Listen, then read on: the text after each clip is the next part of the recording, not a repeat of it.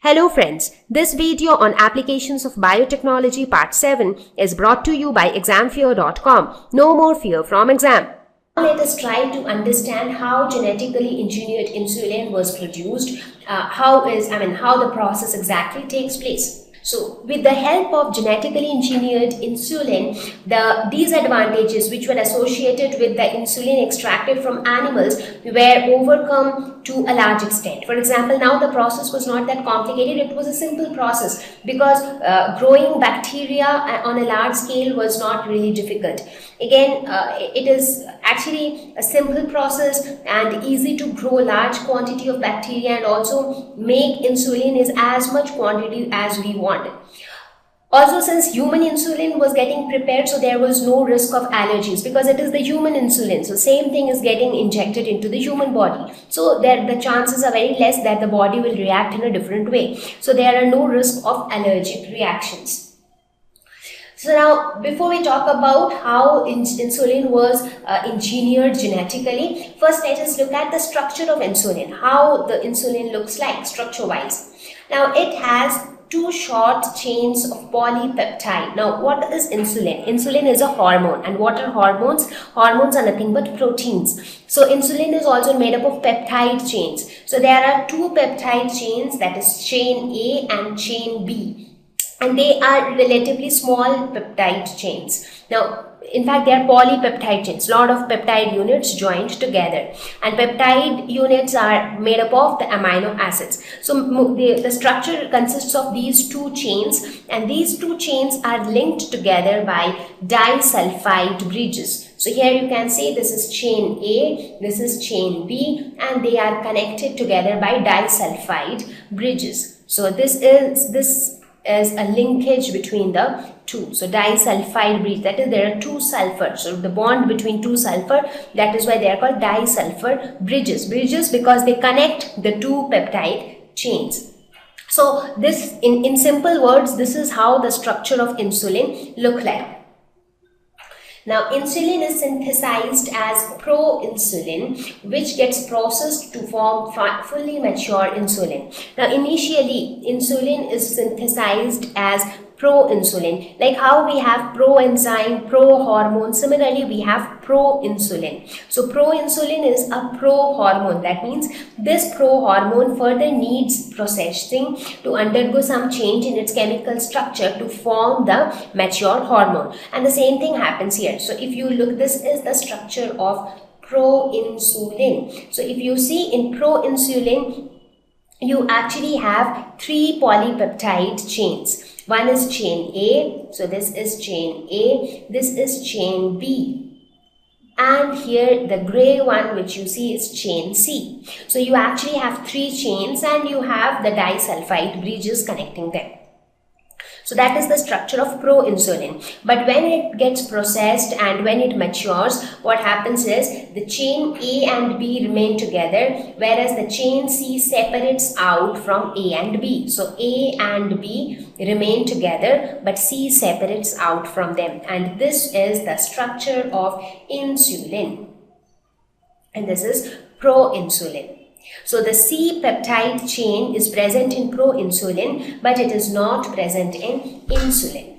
So this is how insulin is genetically engineered. And I hope you understood the significance of genetically modified insulin. So now we do not have any fear of how will we arrange human insulin, because it is a simple process now. We just need to grow bacteria and get insulin out of it. What is the exact process of genetic engineering to produce insulin? How exactly the bacteria is going to produce insulin? So let us look at the process of production of genetically engineered insulin. Now, first of all, as I said, it is prepared from bacteria. So, first of all, a bacteria cell is taken with plasmid DNA. Now, I have mentioned this before also, that inside a bacterial cell, you have a chromosomal DNA, and independent of the chromosomal DNA, you have circular DNA, which are called the plasmids. And these plasmids have the capacity to replicate independent of the chromosomal DNA. So that is the speciality of the plasmid DNA. So we first take a bacterial cell with plasmid DNA. Now what we do, the plasmid DNA is cut with the restriction enzyme. So if you remember the restriction endonuclease enzyme, this acts as the DNA scissors. So this enzyme will cut the plasmid DNA. Now how is this phase which has been cut utilized? Now this plasmid DNA is this one. Now the human gene which is responsible for insulin production is inserted into the plasmid DNA. Now this is the human gene which is responsible for insulin production. So this one is the human gene for insulin production. So what do? This gene will combine with this plasmid DNA to form the recombinant DNA. So now when this both has combined, it forms recombinant DNA. So this was our genetic engineering or recombinant DNA technology. So now we have this recombinant DNA which has our desired gene. And which is our desired gene? The gene which is responsible for insulin production. That is our gene of interest, or that is the desired gene. So now this plasmid DNA has that particular gene, and also since it is a part of this plasmid DNA, it has the capability to self-replicate. Now what will happen? Now we have our rDNA is formed, that is the recombinant DNA is formed. So this yellow portion is for the gene of interest and the red portion denotes the plasmid DNA. Now what do?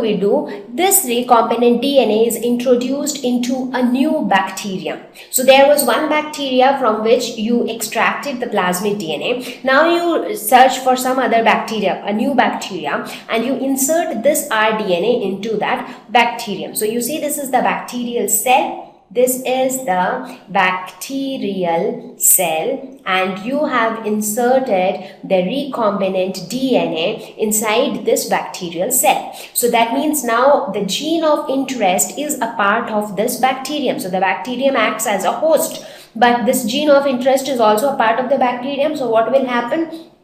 Now as the bacterium multiplies to produce more bacteria, all of them will have this gene of interest. That means all of them will have the gene which is responsible for producing human insulin. As a result, all of these bacteria will produce human insulin, and that human insulin will be utilized for our interest. So that human insulin will be utilized for treating patients or treating human beings who are suffering from diabetes. So this is how exactly the insulin is genetically engineered. So now you understand how recombinant technology can be helpful. So we just need to decide which trait we want or which gene we want. Once we know that, we can just combine it with a plasmid DNA to form recombinant DNA, and that recombinant DNA can then be inserted inside a host cell, and with that host cell it will keep on multiplying, and more